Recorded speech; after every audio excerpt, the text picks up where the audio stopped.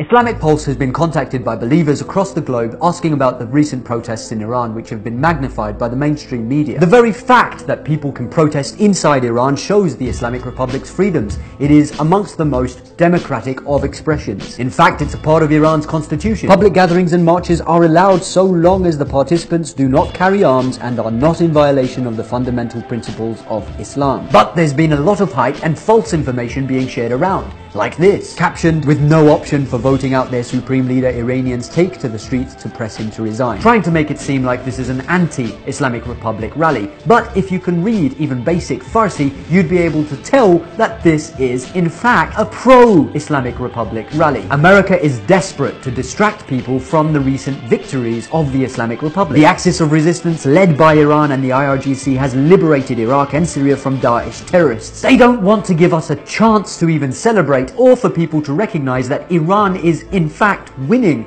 this war on an economic, military and cultural front. That's why Mr. Trump tried naming Jerusalem al-Quds the capital of Israel, which backfired miserably for him, with 128 countries voting against the motion and only 9 countries voting for it. Behold, the axis of where the hell is that? And now they're trying to distract the public again, this time magnifying the anti-government protests which have recently sprung up in Iran. The first thing that we must know is that the vast majority of the people of Iran are in support and favor of the Islamic Republic. Every year on the 22nd of Bahman, hundreds of thousands of people mark the anniversary of the 1979 Islamic Revolution. Last year, millions of Iranians rallied to celebrate the 48th anniversary of the Islamic Republic. If you want to know how successful a democratic system is and how much faith the people of that nation have in their own system, then take a look at how many people turn up to vote. Ayatollah Khamenei, the guardian jurist and leader of the revolution, who is respected and loved by the majority of Iranians, said, "Elections are a pivot of religious democracy.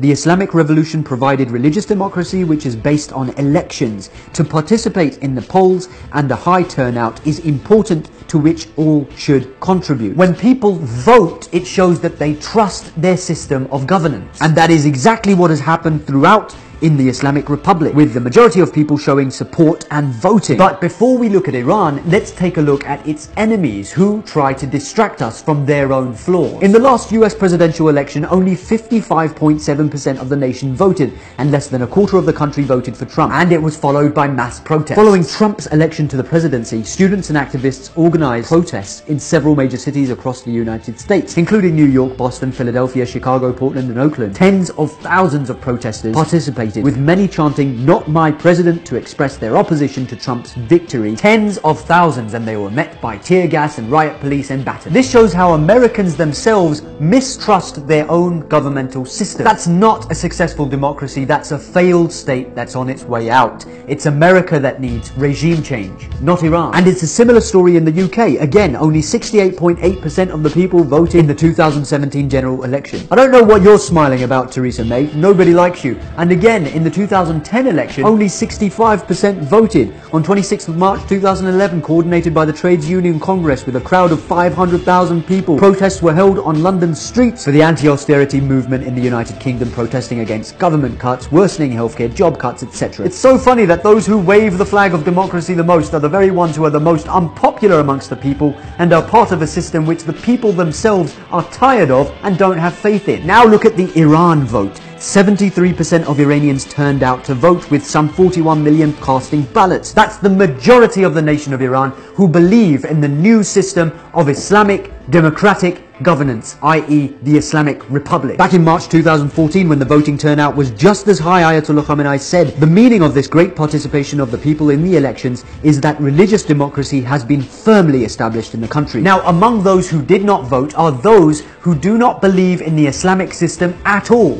They do not recognize that it's the American and British systems that are truly failing. They are Shah lovers. They have never agreed with the Islamic Revolution from day one. They have never wanted Islam Islamic laws to be implemented from day one. They have no religious inclination. These are people who want a society of alcoholism. They want a society where nobody is stopped from committing sins. A society where sexual interaction is not regulated by Islamic laws. They like miniskirts. They want to do drugs. These types of people might be many in the world, but inside Iran, they are very few. Now, not everyone who is in the anti-government protests is like one of these. Some of these people are just simpletons who are disgruntled by the eggs being too expensive or the price of fuel being too high. They watch American mainstream media, movies and sitcoms, and because of that they believe that the streets of America are somehow paved with gold and that somehow the liberal democracy of the West is the solution to all their problems. They think that everyone in the West lives a happy and contented and luxurious life, so they want that system to be implemented in Iran.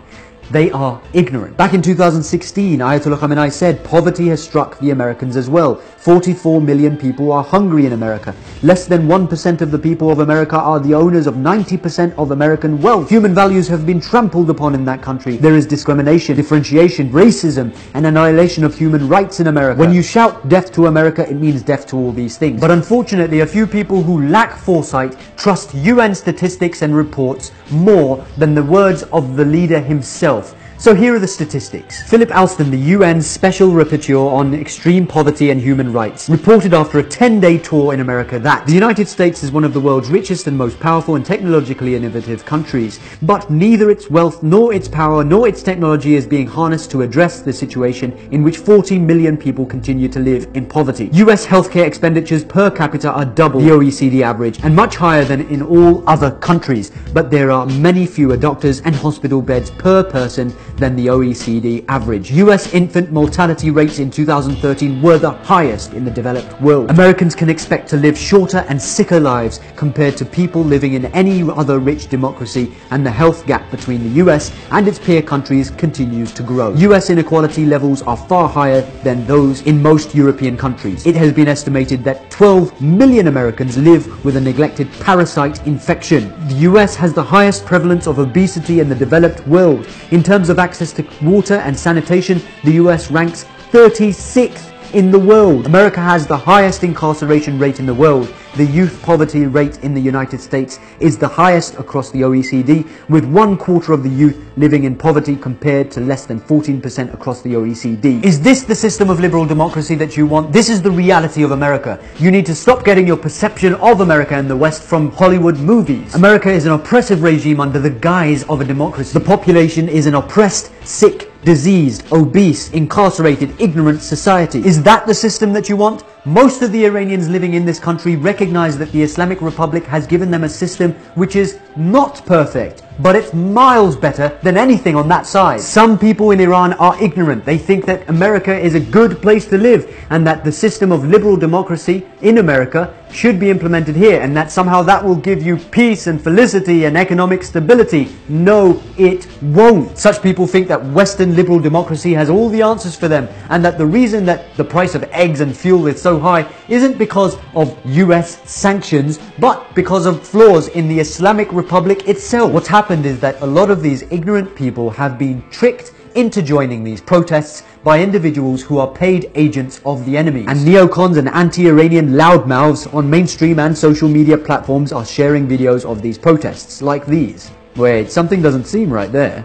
That's because these aren't anti-government protests. These are the 22nd of Bahman commemorations where millions celebrated the overthrow of Western-backed dictator Reza Shah and the successful establishment of the Islamic Republic. See how easy it is to lie? These are actual videos of the anti-government protests, and as you can see, they are far less in number, at tops perhaps hundreds at a given place. But what Fox News, CNN and the BBC and tons of ignorant voices on social media, including Trump and his supporters, won't show you is the counter-protests where tens of thousands of Iranians turned up to show their support and love for the Islamic Republic, vastly outnumbering the fools who are protesting against the Islamic Republic. And no, they aren't being oppressed by police or IRGC forces, as certain individuals and spokespersons of anti-Iranian sentiments would have you believe. In fact, these few peaceful protesters are smashing windows of shops, attacking bus stops and banks, they are trampling on the flag and burning down masjids and Hosseinias. I think the police should intervene, don't you? Now let's take a look at what these ignorant individuals are actually chanting. We don't want want an Islamic Republic. Well, if you don't want the Islamic Republic, what do you want? Western liberal democracy? Well, that's too damn bad, because the majority of your fellow countrymen and women want the Islamic Republic, because they're smarter, more loyal, and they have more foresight than you. Free Iran. What do they mean by free? Since I've migrated to Iran, let me tell you exactly what these types of people mean by free. They mean free to carry out all those actions which every prophet and every imam stood against. Free to drink, fornicate, to carry out homosexual acts, and to get rid of the hijab, etc. The vast majority of Iranians do not want such a society. In fact, many Christians and Jews and other religious people as well, living inside the country and abroad, do not want such a satanic society. Quran and Islam sacrificed for Iran. This chant shows you the stance of these ignorant protesters. They want Islam to be at the service of Iran. This is 180 degrees against the stance of Imam Khomeini, who said, "Let Iran burn if Islam survives." Those with foresight and religious integrity recognize that Iran should be at the service of Islam, not the other way round. Those who protested against the Islamic Republic want God and Islam and Imam Mahdi to be at their service, while those who are pro-Islamic Republic recognize that it is us who are at the service of God, at the service of Islam, and at the service of Imam Mahdi. Not Gaza, not Lebanon, my life for Iran, and death to Hezbollah. One of the reasons why these individuals started to protest in the first place is because they were disgruntled at the price of gas being too high, believing that the Islamic Republic was spending more on international affairs than at home. Are you really that stupid? The Islamic Republic is built on the foundations of Islam, a religion which gives a damn about the oppressed people in the world. In fact, it is the duty of every nation, whether they're religious or not, to stand for the rights of Palestine and the rights of the